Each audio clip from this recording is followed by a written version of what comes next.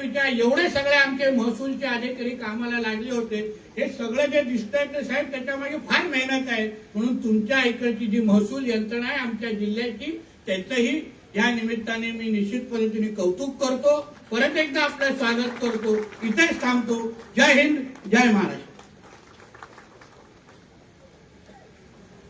धन्यवाद सर। यानंतर माननीय महसूल मंत्री महोदय यांना विनंती की त्यांनी आपलं मनोगत व्यक्त करावं।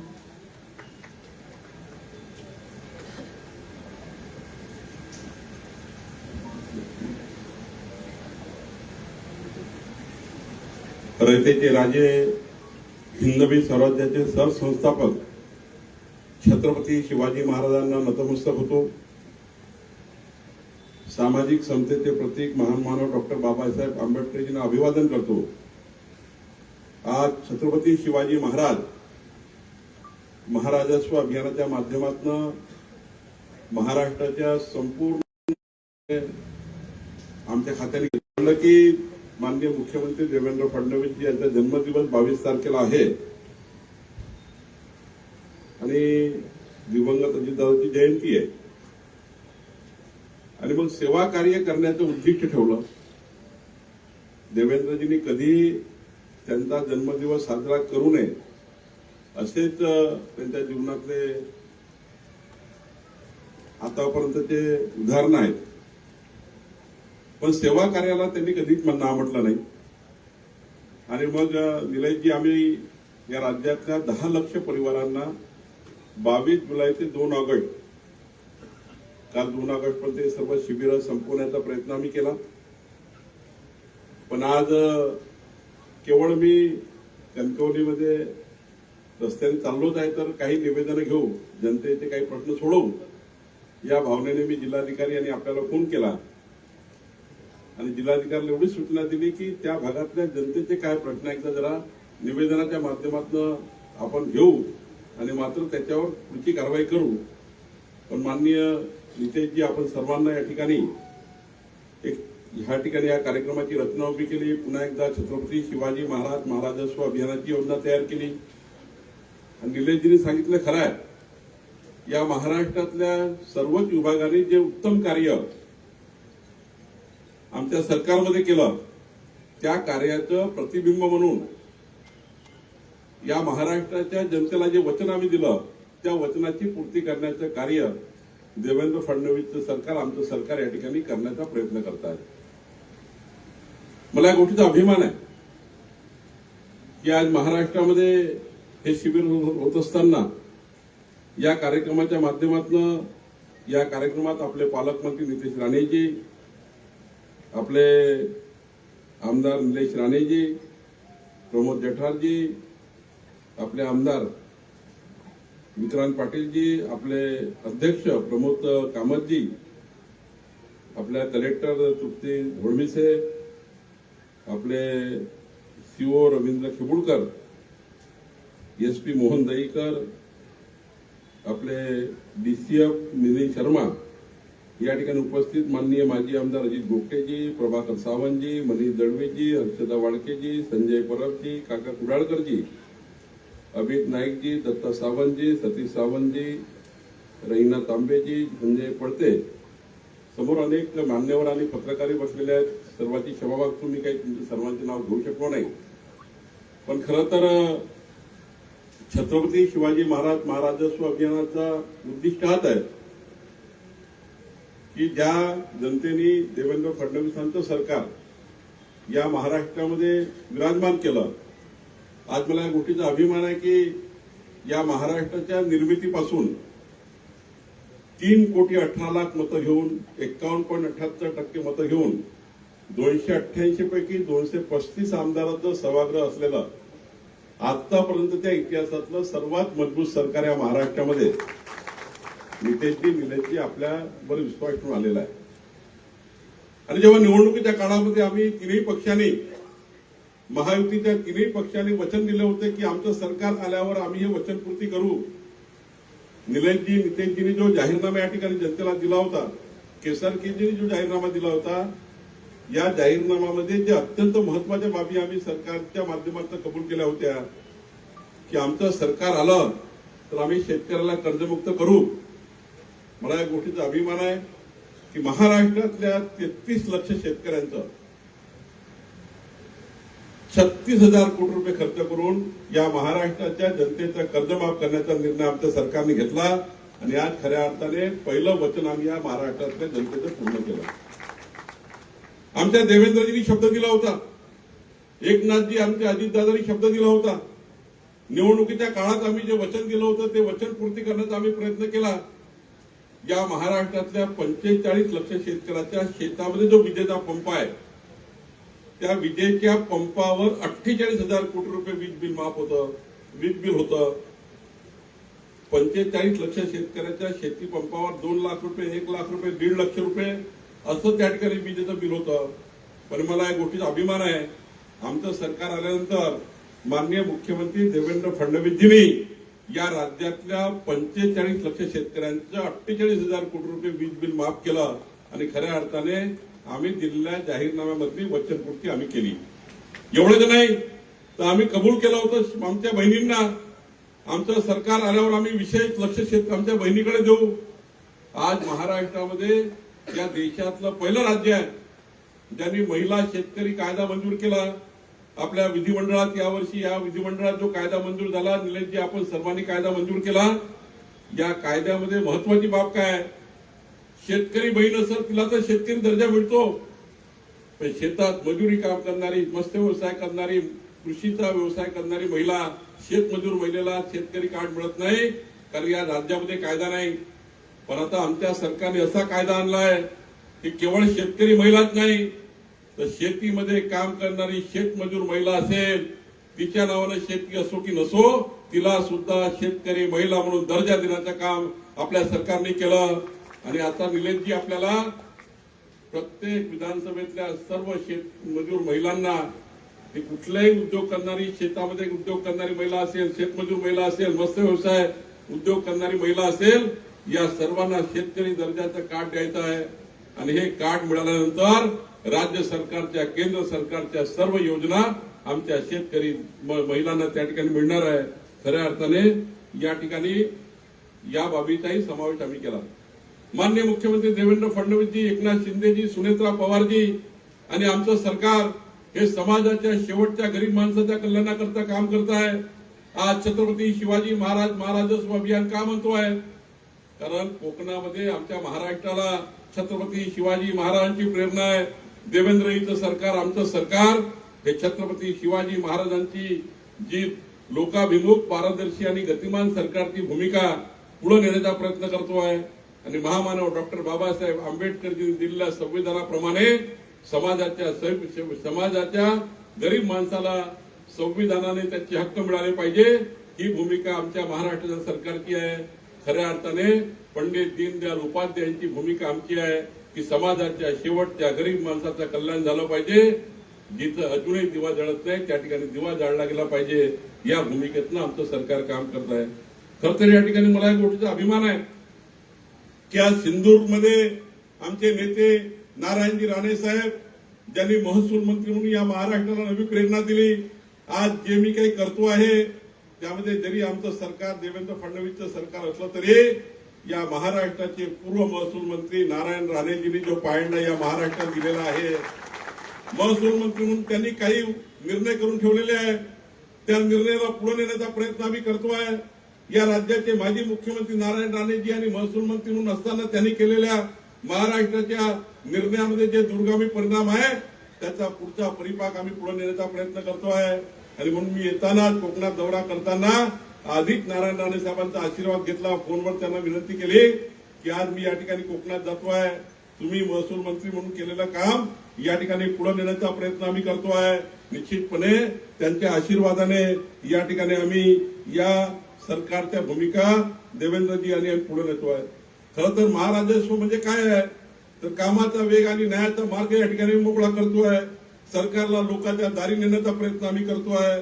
एवढंच नाही की निर्णय झाले, पण निर्णयाची अंमलबजावणी सिंधूर जिल्ह्यात होते की नाही, ती कणकवलीमध्ये होते की नाही, सावंतवाडीमध्ये होते की नाही, हे पाहण्याकरता हा या ठिकाणी प्रयत्न आमच्या सरकारचा आहे. एवढंच नाही, खऱ्या अर्थाने कायदा न पाळणाऱ्या लोकांना सक्त ताकीद देण्याचा निर्णय आम्ही करणार आहोत. पण कायदा पाळणाऱ्या लोकांच्या पाठीशी भक्कमपणे ताकद उभी करण्याची या ठिकाणी आमच्या सरकारने विचार केला आहे. आणि म्हणून या अभियानाच्या माध्यमातून विकसित महाराष्ट्राची भूमिका आम्ही तयार केलेली आहे. माननीय देवेंद्र फडणवीसजींनी विकसित महाराष्ट्र संकल्प केला आणि या विकसित महाराष्ट्राच्या संकल्पाला पुढे नेण्याचं काम आपलं सरकार करत आहे. मला या गोष्टीचा अभिमान आहे की या महाराष्ट्रामध्ये आमचे मंत्री नितेश राणेजींनी ज्या पद्धतीने मत्स्य व्यवसाय विभागामध्ये आज प्रचंड क्रांती करण्याचा विचार केला आहे. या महाराष्ट्राच्या संपूर्ण मासेमारी करणाऱ्या प्रत्येक व्यक्तीला त्यांच्या हक्काचा न्याय मिळवून देण्याचा अधिकार केला आहे. विदर्भ, मराठवाडा, पश्चिम महाराष्ट्र, उत्तर महाराष्ट्रात त्या ठिकाणी मत्स्य व्यवसाय करणाऱ्या छोट्या छोट्या त्या ठिकाणी वॉटर बॉडीमध्ये नवीनीकरण करून आधुनिकीकरण करून आज मत्स्य व्यवसायाला महाराष्ट्राचा प्रचंड मजबूत मत्स्य व्यवसाय करण्याचा विचार केला आहे. आणि अनेक दिवसापासून ही जी संकल्पना होती की मत्स्य व्यवसायाला कृषीचा दर्जा दिला गेला पाहिजे, तो कृषीचा दर्जा देण्याचं काम आमच्या नितेश राणेजींनी करून दाखवलेलं आहे. खऱ्या अर्थाने कोकणातला आमचा शेर या महाराष्ट्रामध्ये प्रचंड ताकद निर्माण करतोय, याचा अभिमान माझ्यासारख्या कार्यकर्त्याला आहे. आज राज्यामध्ये कृषीचा दर्जा देण्याकरता अनेक लोकांनी प्रयत्न केला. एक दर्जा कृषी दर्जा मत्स्य व्यवसायाला मिळाला आणि प्रचंड ताकद आता मत्स्य व्यवसायाला मिळणार आहे. कृषीचा दर्जा मिळाल्याबरोबर केंद्र सरकारच्या, राज्य सरकारच्या कृषीच्या योजना लागू होणार, वीज बिलाची सूट मिळणार, या ठिकाणी पीक कर्जाची सूट मिळणार. कृषीच्या जेवढ्या योजना आहेत तेवढ्या मत्स्य व्यवसायाला लागू करण्याचा निर्णय आमच्या नितेशजींनी केला. एवढंच नाही तर महाराष्ट्रामध्ये वेगवेगळ्या ठिकाणी मत्स्य व्यवसायामध्ये प्रचंड क्रांती आणण्याचा विचार केला. परवा मी रायगडमध्ये होतो. नितेशजी, तुमच्या या विभागाने मला आनंद या गोष्टीचा आहे की महाराष्ट्रात जेवढे शिबिर झाले पहिल्यांदा मत्स्य व्यवसाय विभागाने आपलं प्रेझेंटेशन प्रत्येक शिबिरामध्ये केलं आणि एकट्या रायगडमध्ये परवा 1,500 लोकांना त्यांनी या ठिकाणी मत्स्य व्यवसायाचं पीक त्या ठिकाणी छोटे छोटे मासे वाटप केले. 3,000 रुपयाचं पॅकेट त्यांनी मोफत दिलं आणि खऱ्या अर्थाने 1,500 कुटुंबांना मत्स्य व्यवसाय करण्याकरता रायगडमध्ये त्या ठिकाणी काम सुरू झालं. छोटे छोटे व्यवसाय त्या ठिकाणी उभारले जाऊ शकतात. जिल्हा परिषदेच्या मालकीच्या छोट्या छोट्या वॉटर बॉडीमध्ये प्रचंड ताकद निर्माण होऊ शकतं. जलसंधारण, जलसंपदाचे वॉटर बॉडीमध्ये प्रचंड या ठिकाणी क्षमता निर्माण होऊ शकतं. आणि परवा माननीय पंतप्रधान नरेंद्र मोदीजींनी घेतलेला निर्णय जो या कोकण किनारपट्टी करता संपूर्ण या ठिकाणी नवी उद्योगाची जोड देणारा निर्णय, परवाच्या माननीय पंतप्रधान मोदीच्या निर्णयामध्ये आपला सागरी किनारा इतका मजबूत होणार आहे की जगातलं सर्वात सक्षम जर कुठला विभाग असेल तर कोकण विभाग होणार आहे. आणि त्या सर्वात मोठी ताकद सिंधुदुर्ग जिल्ह्याला मिळणार आहे. कारण जेव्हा माननीय नितेशजींनी आंतरराष्ट्रीय लेवलची परिषद आमच्या मत्स्य विषय विभागाची घेतली तेव्हा खऱ्या अर्थाने पंतप्रधान नरेंद्र मोदीजींनी आपल्या महाराष्ट्राच्या कोकणच्या विभागाच्या विकासाचा एक नवा संकल्प केला. आणि त्या परिषदेच्या माध्यमातून ती जे नितेश राणेजींनी या ठिकाणी कॉन्फरन्स घेतली, आंतरराष्ट्रीय परिषद घेतली, त्यावरनं माननीय पंतप्रधान मोदीजींनी परवा निर्णय केला आणि आपल्या कोकणाला आता अधिक मजबूत करण्याचं काम आमचं झालं. मला विश्वास आहे नितेशजी, आतापर्यंतच्या मत्स्य व्यवसाय विभागाच्या सर्वच कार्यकाळामध्ये ऐतिहासिक कार्यकाळ हा नितेश राणेंचा पूर्ण झाल्याशिवाय राहणार. खरं तर या छत्रपती शिवाजी महाराज अभियानामध्ये एवढंच सांगेल, आपल्या सरकारने निर्णय केला नितेशजी की या जिल्ह्यातले संपूर्ण शेतकऱ्याचे शेत रस्ते, पांदन रस्ते पुढच्या 31 मार्च पर्यंत आमचा विभाग सीमांकन करेल. परवा मी रायगडमध्ये होतो. रायगडमध्ये 3,950 शेत रस्त्याचं सीमांकन झालं. त्या रस्त्याची मोजणी झाली. मोजणी होऊन त्या ठिकाणी दोन्ही बाजूला त्या ठिकाणी अतिक्रमण झाले. आणि मला विश्वास आहे जेव्हा शेतकऱ्याचा एक रस्ता तयार होतो तेव्हा त्या शेत रस्त्याने त्या शेतकऱ्याची जी जमिनीची किंमत आहे ती 10 पटीनं वाढतं. शेतकऱ्याचा एक रस्ता त्याच्या जीवनामध्ये प्रचंड आमूलाग्र बदल करतं. शेतकऱ्याचा मुलगा शेतामध्ये का जात नाही, तो बाहेर नोकरी का करतो, कारण शेतामध्ये रस्ता नाहीये. आणि मी हे मानणार आहे, शेतकऱ्याच्या शेतात पाणी असेल, शेतकऱ्याला दिवसानी 12 तास वीज असेल आणि शेतकऱ्याच्या शेतामध्ये जाण्याचा चांगला रस्ता असेल तर शेतकऱ्याचा मुलगा कधी चपराशाची नोकरी करणार नाही. तो आपल्या शेतीमध्ये 4 उत्पन्न कमवेल, 4 गोष्टी करेल. आणि म्हणून या ठिकाणी निश्चितची आपल्याला निर्णय करायचा आहे. मार्चच्या पहिले आमचे कलेक्टर, आमचे एसएलआर बसून या जिल्ह्यातल्या संपूर्ण शेतकऱ्याचे जेवढे शेतरस्ते आहेत त्या संपूर्ण शेतरस्ते हे या ठिकाणी ग्रामपंचायतला आखणी करून देतील, त्याचे मॅपिंग करून देतील, त्यांचे अतिक्रमण काढून देतील, त्या शेतरस्त्याचं त्या ठिकाणी सांकेता क्रमांक देतील, त्याचं नंबरिंग करतील. जसं राज्य मार्गाला क्रमांक आहे, नॅशनल हायवेला क्रमांक आहे, त्याचप्रमाणे शेत रस्त्याला क्रमांक देण्याचा निर्णय आणि त्यातून त्या रस्त्याचं मजबूतीकरण करण्याचा निर्णय. आणि मग मुख्यमंत्री बळीराजा पांढर रस्ते योजनेमध्ये हे रस्ते बांधकाम करून सीएसआर असेल, आमच्या सरकारचा फंड असेल, डीपीसी असेल, शेतकऱ्याचे शेत रस्ते निर्णय करण्याचा शेतकऱ्याचे शेत रस्ते बांधकाम करण्याचा निर्णय आपल्याला करायचा आहे. एकही शेतकऱ्याचा रस्ता हा या 5 वर्षामध्ये कमी राहू नये. प्रत्येक शेतकऱ्याला रस्ता दिला पाहिजे, भूमिका सरकारची आहे. एवढंच नाही तर आपल्या सरकारने नितेजी निर्णय केला आहे की 1 जानेवारी 2011 पूर्वी 1 जानेवारी 2011 पूर्वी या जिल्ह्यामध्ये सरकारी जागेवर असेल, त्या ठिकाणी कुठल्याही जागेवर असेल, केंद्र सरकार राज्य सरकारच्या कुठल्याही जागेवर असेल, या सर्व घरांचं कोकणातल्या गावागावात असलेल्या छोट्या छोट्या घरांचं सर्वेक्षण करायचं आहे, त्याचं मॅपिंग करायचं आहे, सर्वांची मोजणी करायची आहे, प्रत्येकाची सरकारी मोजणी करून द्यायची आहे. सीआरजेटच्या बाहेर असलेले कोकणच्या किनारपट्टीवर असलेल्या सर्व गावांची आपल्याला सीमांकन करून मोजणी करायची आहे. आणि ज्या ठिकाणी जिथे त्यांचं रेग्युलायझेशन होत असेल त्याच ठिकाणी त्यांना पट्टे वाटपाने रजिस्ट्री करून द्यायची आहे.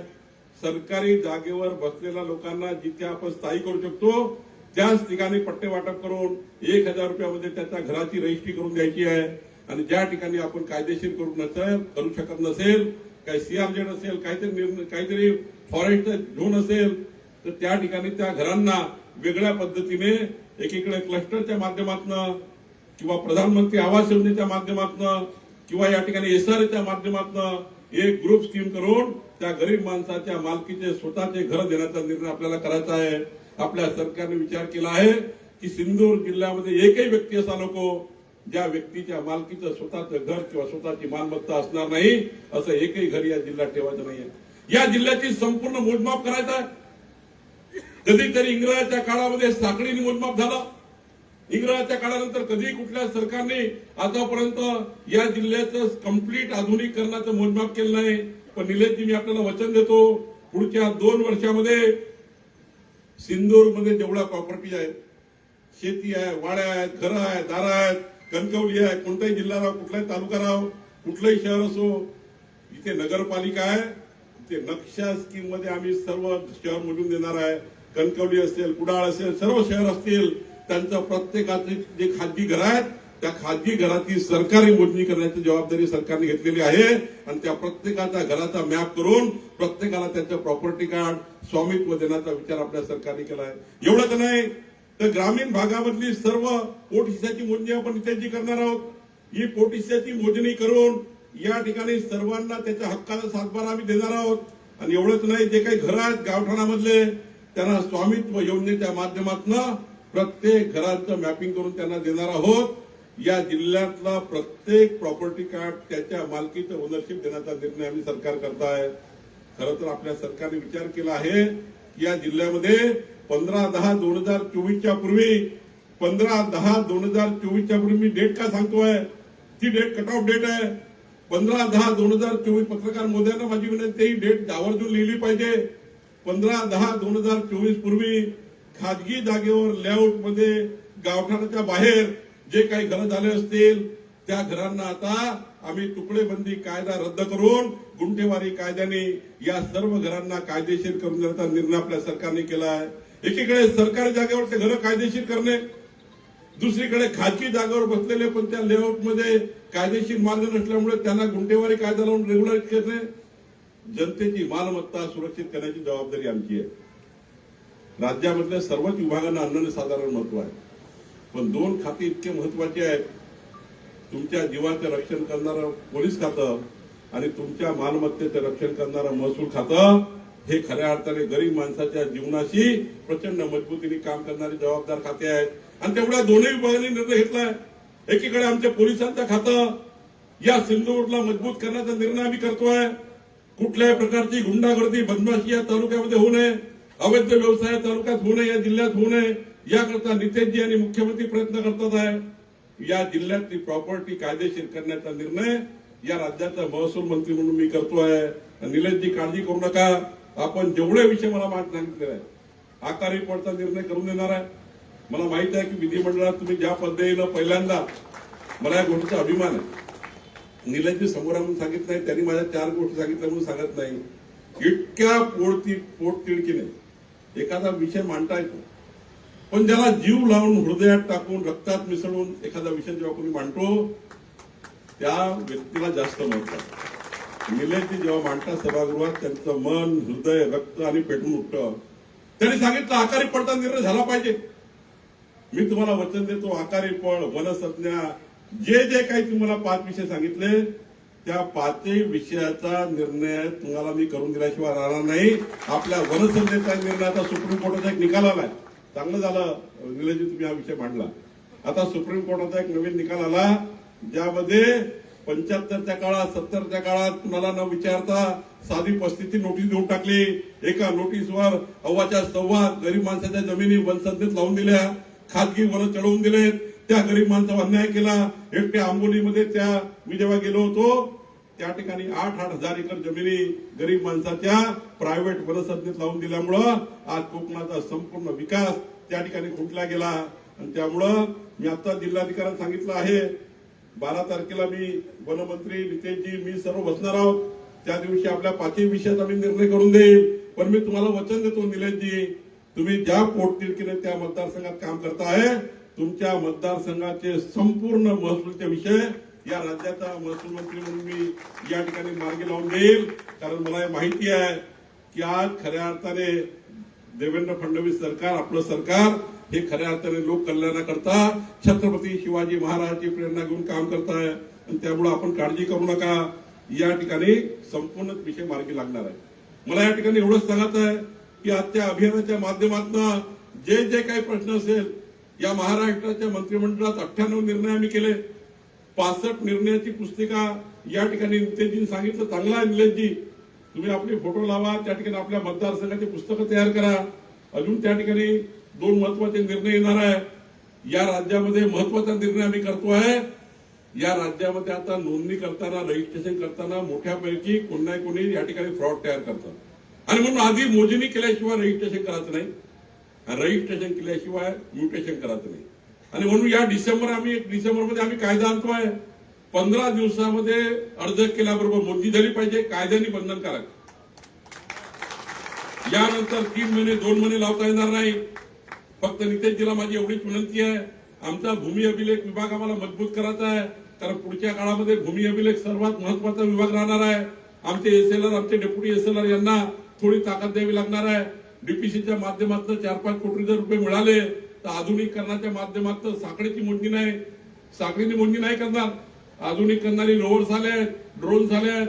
आता ड्रोननी आणि रोवर्सनी मोजणी आम्ही करणार आहोत. आणि या जिल्ह्याच्या 200 मुलांना खाजगी सर्वेअर, लायसन्सिंग सर्वेअर आम्ही करणार आहोत. आणि लायसन्सिंग सर्वेअर करून त्यांना 35,000 रुपये महिन्याच्या 20 मोजण्या करायच्या, 35,000 रुपये घ्यायचे. या मुलांना 200 मुलांना आता अपॉइंटमेंट आपण करतो आहे. तुम्ही त्या ठिकाणी याची बैठक घेऊन 200 मुलांना खाजगी सर्वेअर तयार करून संदूरला प्रत्येक कोटीचा शेती घर मोजून काढणे आणि या गरीब माणसाला खऱ्या अर्थाने स्वामित्व देणे. याकरता आपल्याला खरेदी करण्यासाठी रोवर्स आणि काही ड्रोन्स लागतील, ते आपण त्या ठिकाणी डीपीसीच्या माध्यमातून दिले तर या सिंदूर जिल्ह्याची संपूर्ण इंग्रजाच्या काळानंतर 11-12 नंतर पहिल्यांदा सिंदूर जिल्ह्याची जमाबंदी झाली, सेटलमेंट झालं. एक प्रचंड मोठा विषय या महाराष्ट्राचा होईल आणि आपल्या विधानसभेतल्या प्रत्येक व्यक्तीला त्याच्या घराची मोजणी, प्रायव्हेट मोजणी बिना पैशानी करून देण्याचा निर्णय आपलं सरकार करणार आहे. आणि म्हणून माझी विनंती आहे की आमचं सरकार हे आता बऱ्यापैकी आता 65 निर्णय तुम्ही पाठवले आहेत, अजून मोठे निर्णय करतोय. या राज्यामध्ये आधी मोजणी, मग नोंदणी, मग फेरफार हा निर्णय आम्ही करतोय. आणि लवकरच जगातल्या फक्त 80 देशामध्ये हा कायदा आहे. भारत देशातल्या कुठल्याही राज्याने हा कायदा केला नाही. आम्ही या राज्यामध्ये लँड टायटलिंग कायदा आणतोय. लँड टायटलिंग कायदा आल्यानंतर जसं पासपोर्ट असतं तसं प्रॉपर्टी कार्ड असणार आहे. जेवढे शेतकरी असतील, घरमालक असतील कणकवलीमध्ये, प्रत्येकाचं प्रॉपर्टी कार्ड असं राहणार आहे. ज्या प्रॉपर्टी कार्डमध्ये तुमची मोजणी किती, तुमच्या घराची व्हॅल्युएशन किती, तुमच्या घराचं लोकेशन काय राहणार, त्याच्यामध्ये QR कोड राहणार, त्यानंतर तुमच्या घराचं संपूर्ण डेटा असणार, तुमच्या फॅमिलीचा डेटा असणार आणि संपूर्ण मागचे रेकॉर्ड बंद होऊन एकच प्रॉपर्टी कार्ड असं मिळेल जे पासपोर्ट सारखं तुमच्या खिशात असेल आणि त्याला गव्हर्नमेंट गॅरंटेड शिक्का असेल, ते कॅश प्रॉपर्टी कार्ड असेल.